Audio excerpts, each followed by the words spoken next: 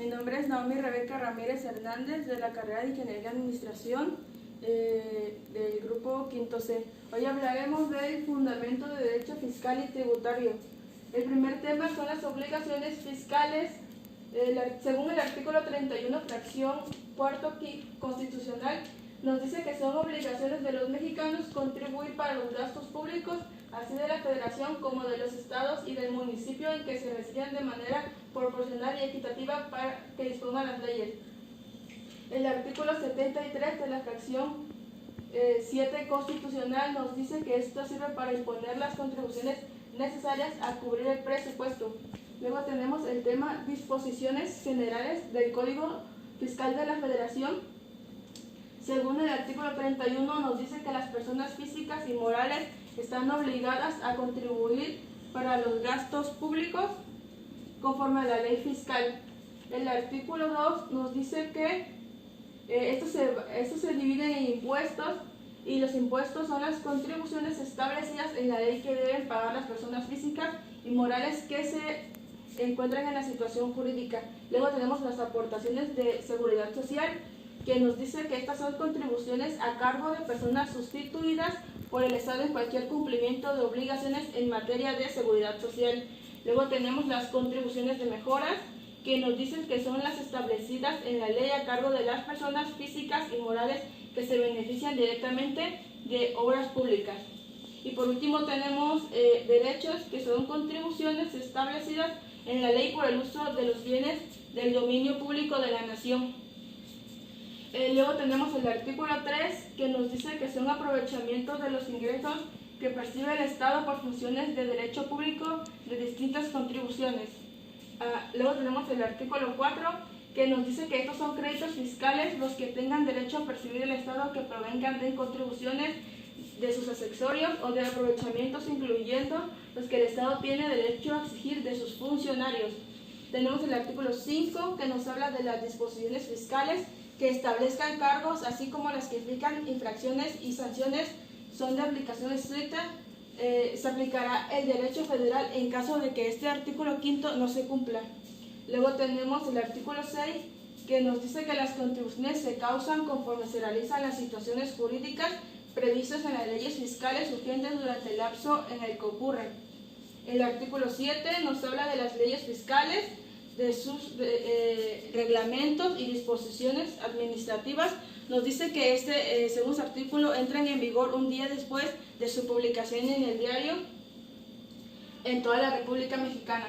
El artículo 8 nos dice que para los efectos fiscales se entenderá por México todo el territorio nacional y la zona exclusiva situada fuera del mar territorial. Luego tenemos el artículo 9, que nos dice que se consideran cuando tengan el centro principal de sus actividades dentro del país, los que hayan establecido su casa habitación en México, o cuando tengan el 50% de sus ingresos tengan fuente de riqueza en México. Y luego tenemos el artículo 10, que nos dice que se considera domicilio fiscal de personas morales cuando realicen actividades empresariales en el local que se encuentra el principal asiento de sus negocios, y se considera domicilio fiscal de personas físicas cuando son residentes en el país, el local en donde se encuentre su administración principal del negocio. El tercer tema nos habla de derechos y obligaciones de los contribuyentes. Según la ley de los derechos del contribuyente, en el artículo 1 nos dice que esta ley tiene por objeto regular los derechos y garantías de los contribuyentes en sus relaciones con la autoridad fiscal. El artículo 2 nos dice que algunos derechos de los contribuyentes son a ser informado y asistido por las autoridades fiscales en el cumplimiento de sus obligaciones tributarias, a obtener devoluciones de impuestos según el Código Fiscal de la Federación, a conocer la identidad de sus autoridades fiscales. Esto quiere decir que todos los contribuyentes tienen derecho a saber quiénes son los responsables de cumplir estas leyes. Luego tenemos las obligaciones de las personas morales. Según la ley de impuestos sobre la renta, en el artículo 77, nos dice que algunas obligaciones de las personas morales son llevar la contabilidad conforme al Código Fiscal de la Federación y efectuar registro de las mismas, presentar las declaraciones correspondientes a las autoridades correspondientes, información relativa a las actividades por cada tipo de operación. Esto quiere decir que cada operación que realices debe tener su información correspondiente y no se puede falsificar ni poner otra información que no debe ser. Luego tenemos que otra obligación es expedir los comprobantes fiscales por actividades realizadas, obtener y conservar la documentación comprobatoria. Esta información debe contener el nombre, razón social, domicilio de la persona a la que está relacionada la operación que se realizó. Luego tenemos las obligaciones de las personas físicas, que según el artículo 94, en la sección 2, nos habla del régimen de incorporación fiscal. Nos dice que las personas físicas que solo realicen actividades empresariales que no requieran un título profesional podrían hacer el pago de su ICR, o sea, de su impuesto sobre la renta, siempre y cuando no se exceda los 2 millones de pesos, porque cuando esta cantidad se excede ya es otro formato el que se lleva a cabo.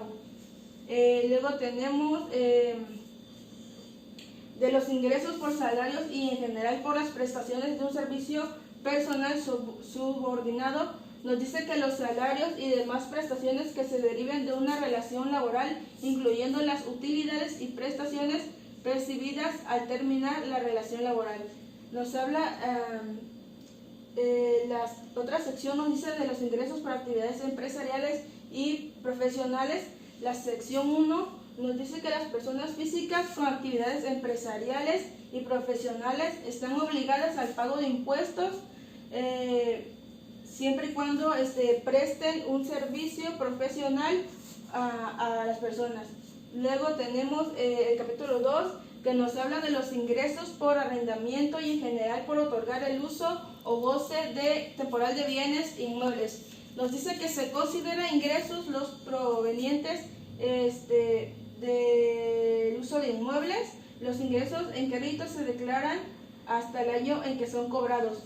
Luego la sección 3 nos habla de los ingresos por la enajenación de bienes o la prestación de servicios a través de Internet mediante plataformas tecnológicas, aplicaciones informáticas similares.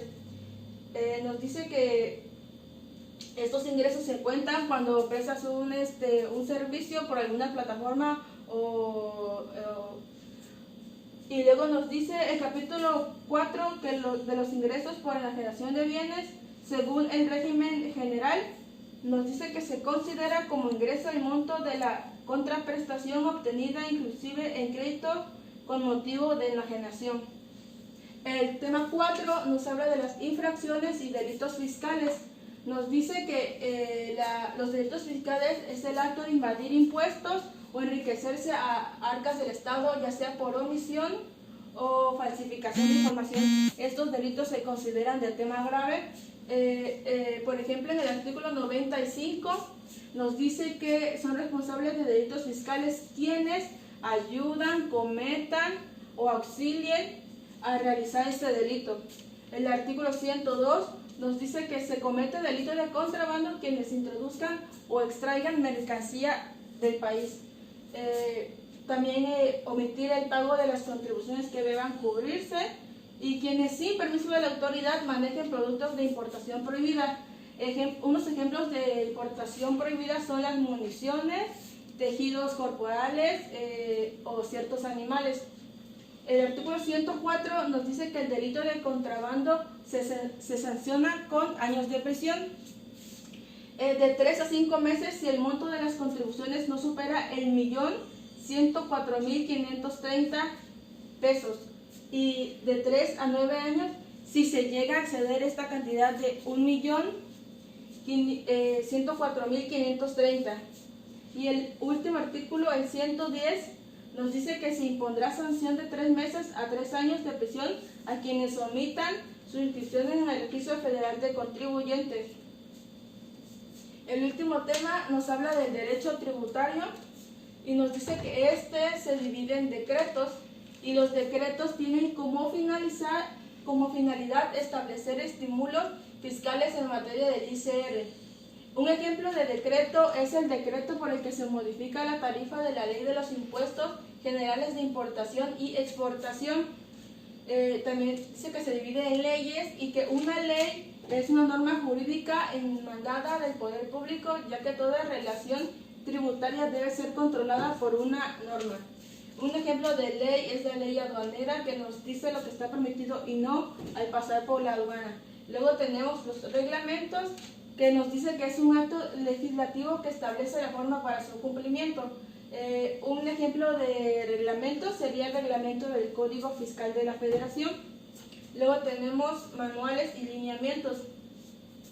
Nos dice que los manuales son guías básicas que establecen criterios generales y establecen límites para una adecuada acción. Un ejemplo de manual sería el Manual para la Administración de Bienes Muebles y Manejo de Almacenes del SAT. El otro tema nos habla de las disposiciones fiscales publicadas en el Diario de la Federación. Un ejemplo de disposición fiscal sería el Convenio de Coordinación para el Establecimiento y Desarrollo de la Zona Económica Especial de Coatzacoalcos. El último tema nos habla de la Resolución Miscelánea Fiscal, o en su abreviación la RMF. Esta resolución contiene varios cambios fiscales relevantes de los cuales los contribuyentes deben de estar enterados, y un ejemplo de resolución sería el anexo 16A, que nos habla de la Secretaría de Hacienda y Crédito Público, que nos habla de un nuevo mando para hacer declaraciones. Y eso sería todo, gracias.